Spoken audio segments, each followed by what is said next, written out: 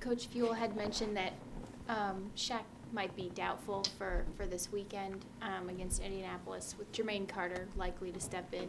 What growth have you seen from him, not just in his opportunities on the field, but on special teams this year? Well, he played a pretty healthy role for us earlier in the season in Houston, so we've got some things that we can look at and document what Jermaine has been able to do and what he has done. We feel good about him having an increased role, and he's just a young player that has a tremendous attitude, great energy.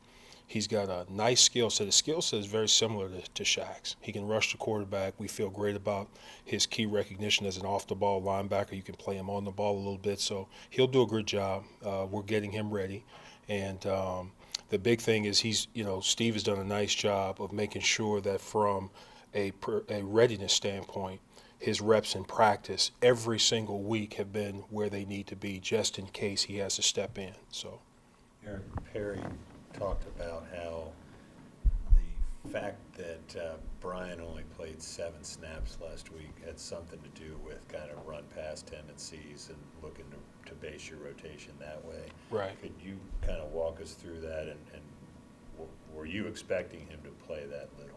He should have played more, and we have to do a better job with that. There were some situations going into the football game, Joe, that we felt like we could really maximize the benefit that we get from Brian, and some of those situations kind of got lost as we went from one personnel group to the next or one situation to the next. So we definitely can do a better job there.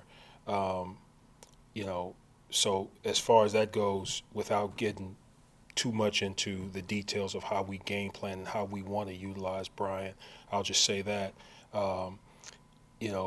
he had a really good practice today, and he's getting better as an edge rusher. There's some things that he's refining, that he's doing, that he's becoming more and more aware of, and I think that next kind of big production output is coming. I really think it's coming.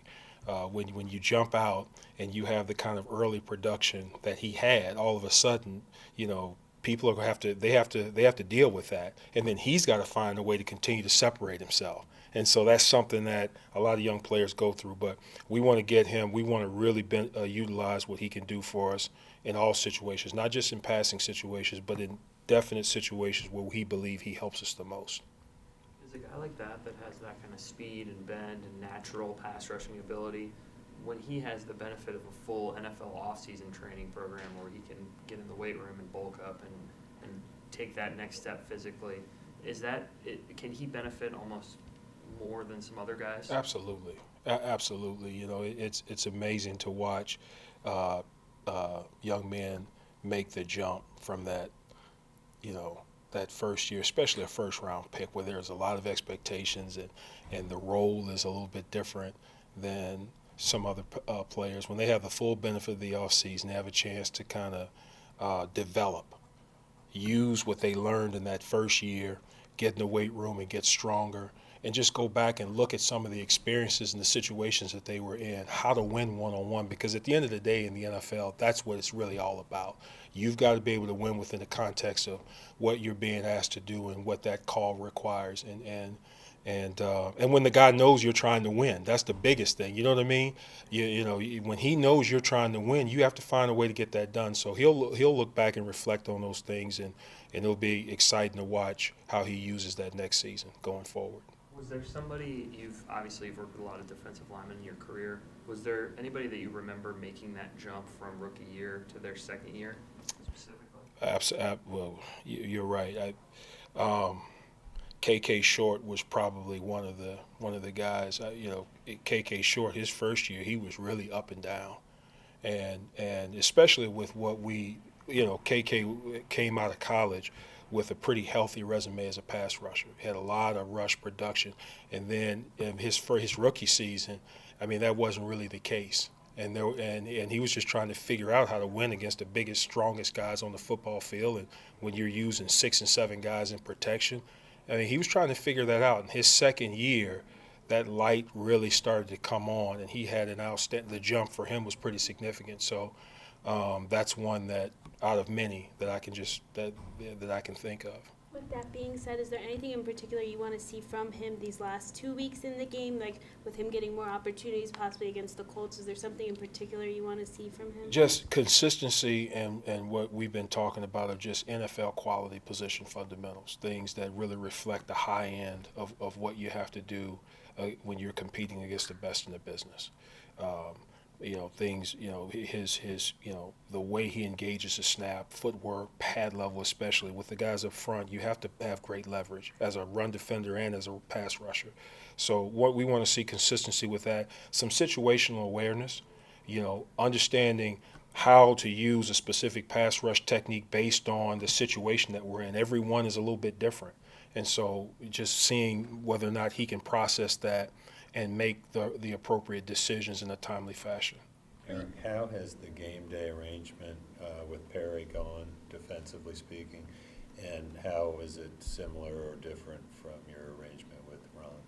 Well, it's under the circumstances, I think we have, last week I just mentioned the rotation,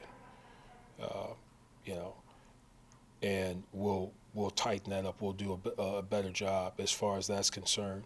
But otherwise, it's been really good. I mean, Perry was already here, so there was already communication between Perry and myself and the rest of the guys on the coaching staff. So from that standpoint, there's just more communication with Perry, and he has a different role. He has to go away and come back, and we have to consult when we can and make sure we're ready to go for the next series in terms of things we want to do.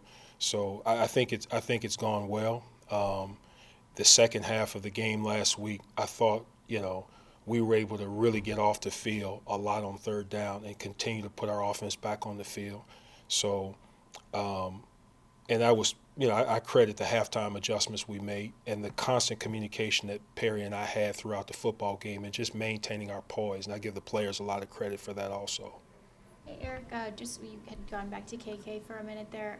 With him and then with a lot of these younger guys, or even some of the older guys that you've seen grow on and off the field, I know the teaching aspect of this game is really important to you. What's the kind of gratification or the pride that you kind of feel when you see someone with so much promise take that next step in the way that you had hoped and internally kind of expected them to do? Oh, it's the best feeling in the world. I mean, it's because, I coach because I love to help the guys, and I like to see them grow and develop and realize their potential and be productive and all of those things. It's just the best feeling in the world, and so, it's a process, and I have to have a lot of patience, and you have to be consistent with the feedback that I give the players. I mean, even if it's all wrong, I have to come back and remind them, okay, here's where we start. And so, but when you see that thing turn over and you start to see that player understand it, because that's the ultimate in terms of the kind of, what we're trying to get out of the situation, that it's everything. And I've been fortunate to see that from a number of players and from the units, whether it's a defensive line as a unit or our entire defense. So it's very gratifying. On that note, what have you seen from Dante Jackson? Maybe how would you assess? He's had a couple of rough stretches these past couple of weeks, but how would you assess his season with 2 games left? Well, there'll be time for assessment at the end of the season. We're actively right now trying to get ready, and I appreciate the question, but we're actively trying to get ready for the Colts, a very motivated and talented Colts offense, and which means that we have to play the next play. And that's something that we always talk about, good, bad, or indifferent. There are a lot of things that can happen over the course of a ball game, a season, during practice. We got to take that and move quickly to the next set of circumstances and try and do the best that we can with that. And that's where we are with Dante and every other player that we have on defense. That's good. Cool. Thank you, Eric. Appreciate you guys.